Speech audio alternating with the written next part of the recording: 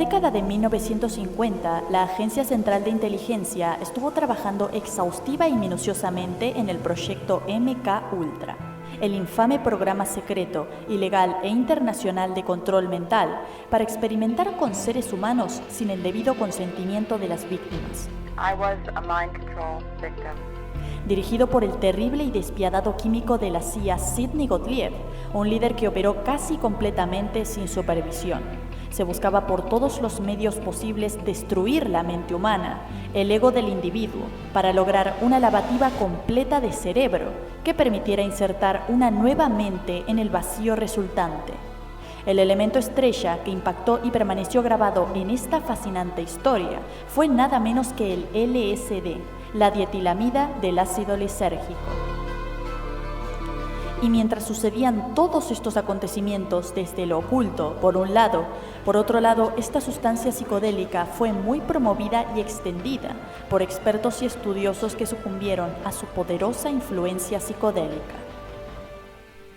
Antes de comenzar, sugiero revisar la primera parte de esta saga previo a continuar, para tener un panorama y un contexto mucho más amplio, tanto de la historia expuesta como de las opiniones y posturas de los integrantes del canal Enigmas del Ser respecto al tema expuesto. A mediados de los años 50, la investigación del LSD se llevaba a cabo por especialistas en los principales centros médicos y psiquiátricos estadounidenses, pero con el tiempo hubieron ciertos círculos académicos y profesionales médicos que comenzaron a consumir la sustancia de manera recreativa, con el propósito de relajarse, divertirse y distraerse, quienes también lo compartían con amigos y asociados. Ralph Messner, el psicofarmacólogo y asistente principal de Timothy Leary. Cuando tomas LSD, todo se desintegra. Las estructuras aprendidas, modelos de pensamiento, creencias, opiniones, convicciones emocionales positivas o negativas se derrumban. La forma en que te ves y lo que piensas de ti mismo también acaba. Sidney Cohen, una de las principales autoridades estadounidenses de la época en materia del LSD, probó la droga por primera vez el 12 de octubre de 1955 e informó que los problemas y luchas, las preocupaciones y frustraciones de la vida cotidiana desaparecieron. En su lugar hubo una quietud interior majestuosa, iluminada por el sol y celestial. Parecía haber llegado finalmente a la contemplación de la verdad eterna. Alfred Matthew Hubbard, alias el Capitán o Capi para sus amigos, fue un personaje clave en esta historia del LSD. Enigmático y carismático, sin formación académica en medicina o psicología, pero con un bagaje muy marcado por una vida aventurera en la que asumiría los roles de charlatán, contrabandista, pionero de radio, espía ultra secreto, empresario del uranio, multimillonario y oficial del alto nivel de la OSS, la agencia precursora de la CIA. Hubbard es atribuido con el mérito de ser la primera persona en enfatizar el potencial del LSD como droga visionaria y trascendental. Surgió como el primer apóstol genuino del LSD, puso su fe en la revelación superior de esta sustancia y promocionó su causa con celo infatigable, recorriendo América del Norte y Europa, suministrando el alucinógeno a científicos, políticos, policías, estadistas, figuras religiosas y líderes espirituales. Hubbard decía que la mayoría de la gente camina dormida. Dales la vuelta, inicialos en la dirección opuesta y ni siquiera notarían la diferencia.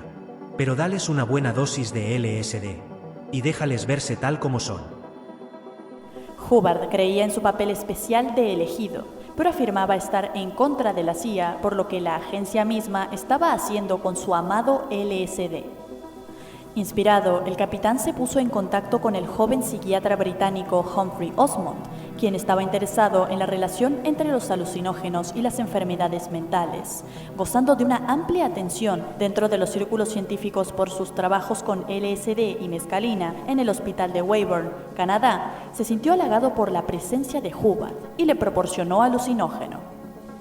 Los informes de Osmond también llamaron la atención de Aldous Huxley, escritor, filósofo inglés y uno de los referentes más importantes de la historia temprana del LSD y de la New Age.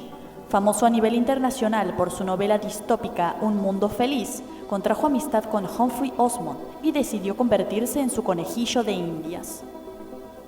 Huxley canalizaría y registraría sus experiencias psicodélicas en su bestseller Las puertas de la percepción, un artículo que tardó un mes en escribir y que logró impactar profundamente en la mente de los jóvenes interesados en expandir la conciencia con estas sustancias.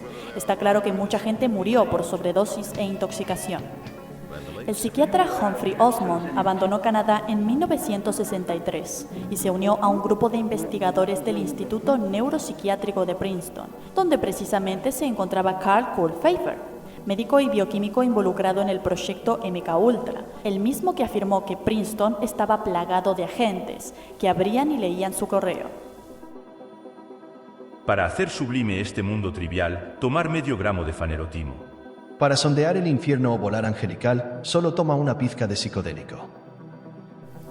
Estas frases polémicas son las que intercambiaron Huxley y Osmond cuando sostuvieron correspondencia a distancia.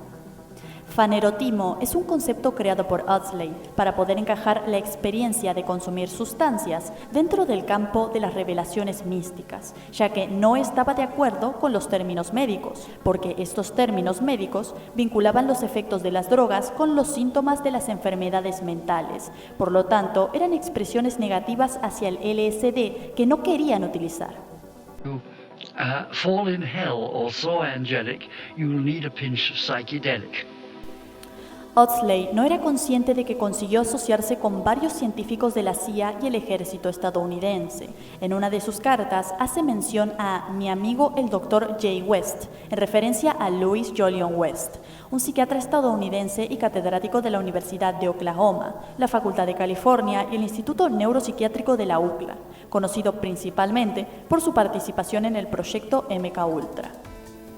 La terapia psicodélica desarrollada por el capitán Hubbard y popularizada por Osmond estaba orientada en la disolución del ego, la despersonalización, e implicaba el consumo de dosis moderadas y altas de drogas psicodélicas. Gradualmente, los terapeutas adquirieron la reputación de guías y mentores.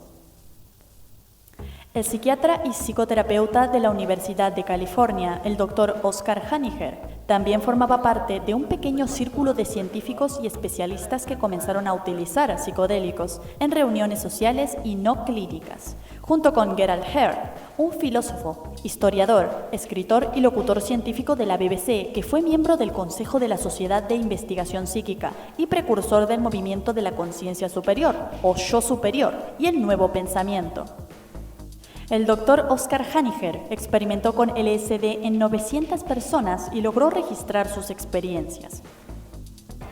Otro personaje que participó en estas discusiones intelectuales psicodélicas y que impactó profundamente en la nueva era fue el filósofo y escritor británico Alan Watts, muy conocido por interpretar y popularizar la filosofía budista, taoísta e hindú para la audiencia occidental, además de convertirse en uno de los portavoces espirituales de la contracultura de los años 60.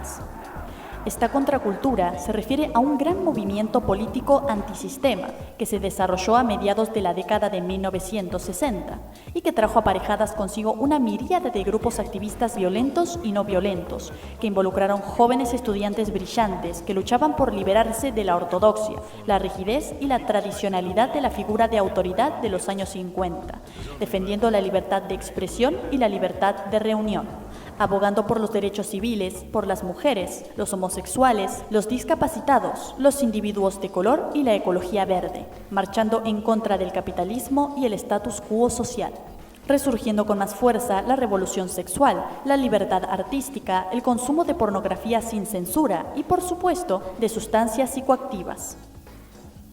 Sin olvidar el movimiento Flower Power, que tenía como objetivo reducir el miedo y la ira social que provocaba el conflicto con Vietnam.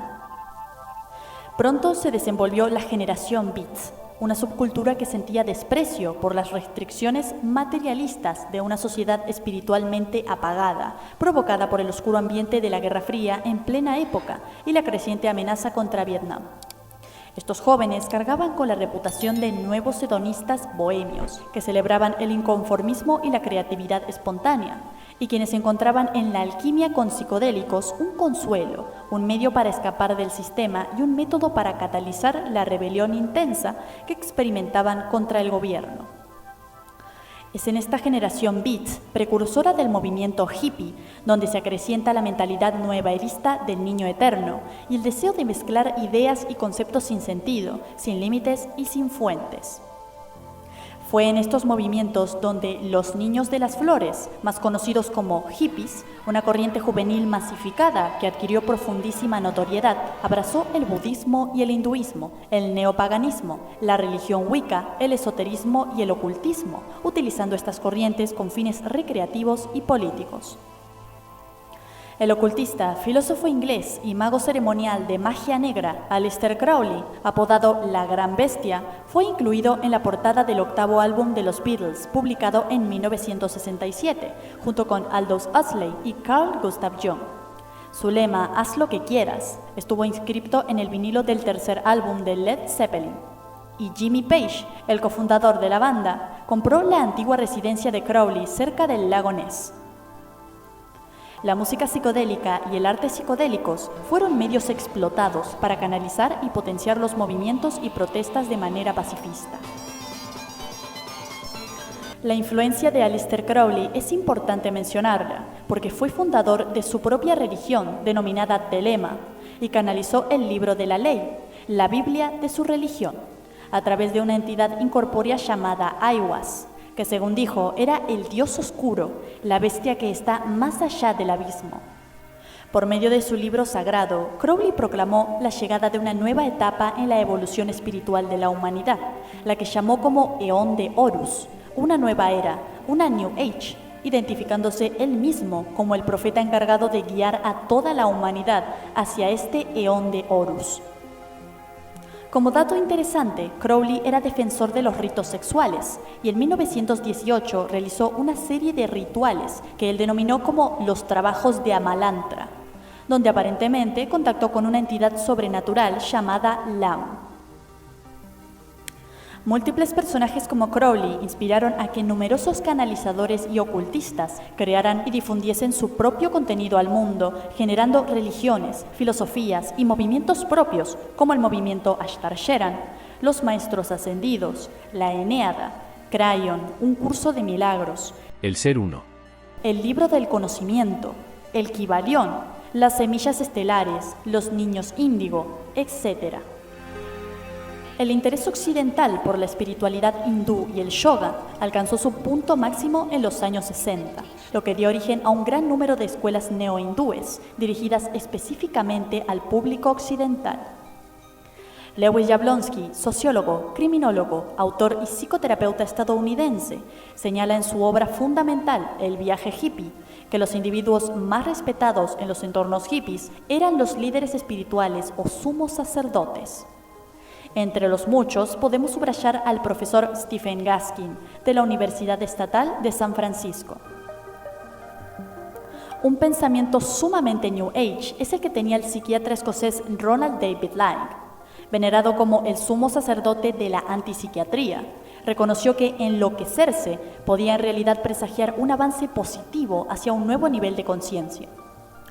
A día de hoy todavía podemos presenciar este tipo de postura radical, por ejemplo, el aprovechamiento de los conceptos de las enfermedades mentales para generar sensación. La esquizofrenia es el nivel más avanzado de la espiritualidad. ¿Sabías que los magos, chamanes o sacerdotisas en realidad son esquizofrénicos funcionales? Es decir, son seres que pueden comunicarse y conectarse con otras dimensiones, seres, entidades e...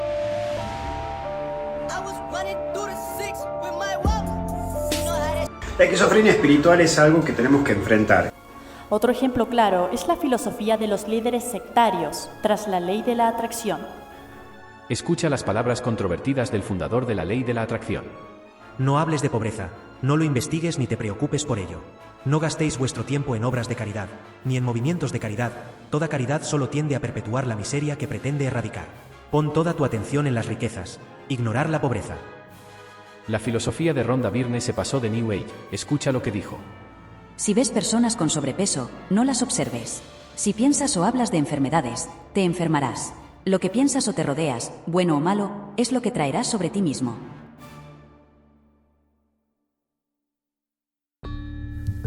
No se puede hablar de la historia del LSD sin mencionar al Club Psicodélico de Harvard, un apelativo acuñado por el periodista, licenciado y académico de la Universidad de Berkeley, Don Latin. El club psicodélico de Harvard estuvo protagonizado principalmente por Richard Alpert, Andrew Weil, Huston Smith y el famosísimo líder controvertido Timothy Leary. LSD is an extremely powerful, mind-opening agent. We are now in the psychochemical age. In the future, it's not going to be what book do you read, but which chemical do you use to open your mind, to accelerate learning. Timothy Leary fue psicólogo clínico de la Universidad de Harvard, junto con el psicólogo Richard Alpert. Alpert viajó por primera vez a la India en 1967, donde conoció a su gurú Neem Karoli Baba, quien bautizó al especialista como Baba Ram Das. He tomado LSD más de 300 veces. Comienza con una experiencia disociativa, en la que solo se es conciencia, un punto de conciencia, solo eso. Todas mis identidades parecían alejarse de mí. Y me asaltó ese pánico que generalmente precede a la muerte psicológica, porque en ese momento Richard Alpert estaba muriendo. Ambos psicólogos se dedicaron a la investigación y experimentación intensiva de los efectos potencialmente terapéuticos de los alucinógenos. Pero en mayo de 1963 fueron expulsados de la universidad por sus metodologías poco ortodoxas y poco éticas, ya que presionaron a los alumnos para que consumieran las sustancias con ellos.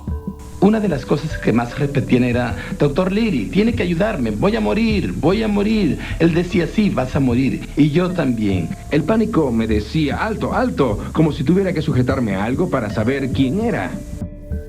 3 años después del despido, Leary fundó la Liga para el Descubrimiento Espiritual el 19 de septiembre de 1966, una religión que tenía al LSD como su santo sacramento, y utilizó el argumento de la libertad de religión para intentar legalizar el LSD.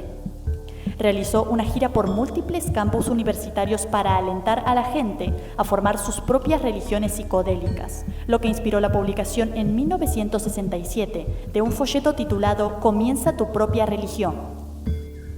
Leary fue profusamente perseguido por el FBI, fue detenido hasta 36 veces y condenado varias veces por posesión de drogas, ya que el gobierno ilegalizó las sustancias a partir de 1966. Incluso el presidente Richard Nixon llegó a llamarlo el hombre más peligroso de Estados Unidos. Nixon called me the most dangerous man alive. Wonderful. Wouldn't you want to have someone like Nixon call you that? Los miembros de la Hermandad del Amor Eterno, una organización de consumidores y distribuidores de drogas, apodada como la mafia hippie por las autoridades, tenían planes sectarios para crear comunas hippies con Leary, así que lo sacaron clandestinamente de la prisión por $25,000 para llevarlo de contrabando a Argelia y Afganistán. Realmente me cuesta aceptar que haya trepado sobre una cerca de alambre de púas, esquivando los disparos y los reflectores. Throughout centuries by philosophers that reading can best be done in prison. No nos olvidemos que en plena época de la contracultura se hizo extremadamente popular la obra de Carlos Castaneda, Las enseñanzas de Don Juan, un libro New Age que todavía se utiliza como referente, y que tiene la misma narrativa de la utilización de sustancias alucinógenas para conectar con otras dimensiones. Por todo lo investigado hasta ahora y todo lo que nos queda por dilucidar y conocer, podemos ver claramente las características claves que conformaron la esencia profundamente ecléctica y confusa del movimiento New Age. Por lo que en la tercera parte de esta saga vamos a ahondar en las consecuencias legales del proyecto MKUltra y de contrainteligencia de la CIA, que intentó combatir y destruir a los movimientos antisistema, así como a comenzar a abordar las religiones, movimientos y creencias, algunas de ellas enlazadas con la CIA, que dieron una forma muchísimo más concreta al movimiento New Age. Querido espectador, muchas gracias por sintonizar. Esto es Enigmas del Ser, un espacio especial para compartir, investigar e indagar sobre espiritualidad.